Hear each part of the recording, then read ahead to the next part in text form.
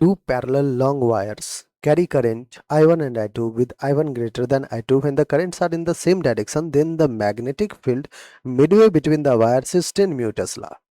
When the direction of I2 is reversed, then it becomes 40 mu Tesla. Then the ratio of I1 and I2 is, देखिए बच्चों क्या कह रहा है कि हमारे पास दो पैरेलल लॉन्ग वायर्स है. लेट्स से एक हमारे पास ये वायर है और एक हमारे पास ये वायर.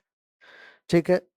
अब दोनों पैरेलल कैरिंग वायर में जो है करंट, इसमें I1 और इसमें करंट I2 फ्लो कर रहा है. दोनों के बीच का सेपरेशन मैं टू आर ले लेता हूँ.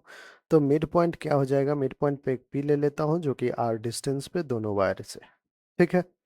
कह रहा है कि current I1 is greater than I2. कह रहा है कि when currents are in same direction, अगर बच्चों करंट सेम डायरेक्शन में है तो मैग्नेटिक फील्ड इस पी पॉइंट पे कह रहा है कि 10 म्यू टेस्ला है. तो magnetic field 10 mu tesla is equals to, पहले तो देखते हैं I1 की वजह से डायरेक्शन क्या है पी पॉइंट पे. तो आप कहोगे कि सर करंट जिधर फ्लो कर रहा है उधर हम ले जाते हैं और पॉइंट पी को कवर करते हैं, तो इनसाइड आ रहा है, जबकि I2 की वजह से आउटसाइड आ रहा है. I1 सिंस ग्रेटर है I2 से, तो I1 की वजह से मैग्नेटिक फील्ड भी ज़्यादा होगा, और मैग्नेटिक फील्ड अगर ज़्यादा होगा बच्चों तो आप इनसाइड और आउटसाइड के लिए एक को प्लस एक को माइनस करोगे. तो I1 वाले को मैं माइनस करता हूँ. अब अगर हमारे पास long straight current carrying wire है, उसकी वजह से मैग्नेटिक फील्ड किसी पी पॉइंट पे हमें फाइंड करना है, तो mu naught I upon 2 pi perpendicular distance हम यूज़ करते हैं, ये फॉर्मूला यूज़ करते हैं. So mu naught I is I1 upon 2 pi, distance कितना है आर है, माइनस का mu naught I2 upon 2 pi distance R. Minus क्यों हो गया बच्चों, क्योंकि I2 की वजह से करंट जो है अपोजिट डायरेक्शन में है compare to current due to I1. Okay. So 10 mu tesla is equals to mu naught upon 2 pi R. मैं कॉमन ले लेता हूं, तो I1 माइनस I2 यहां से एक इक्वेशन बन के तैयार है. अब आगे देखिए, when the direction of I2 is reversed.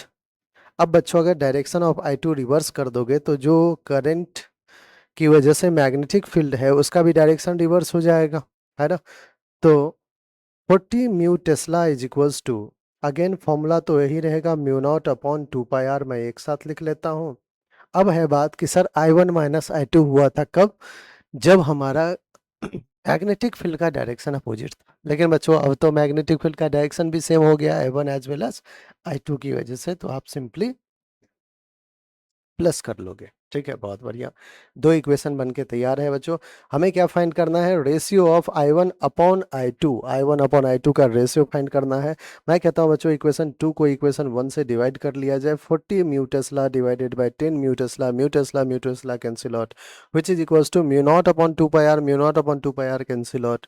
Simply बच्चों I1 plus I2 divided by I1 minus I2 बच गया. जीरो ने जीरो को भी कैंसिल आउट कर दिया. लीजिए अब cross multiply 4I1 minus 4I2 which is equals to I1 plus I2. Alright, so 4I1 minus I1 is 3I1. I2 plus 4I2 is 5I2. And ratio of I1 upon I2 is 5 upon 3. Ratio of I1 upon I2 is 5 upon 3. 5:3 हमारा कौन सा option है बच्चों, option number B, और वही हमारा बिल्कुल correct answer है. आई होप बच्चों हर एक स्टेप आपको अच्छे से क्लियर हो गया है.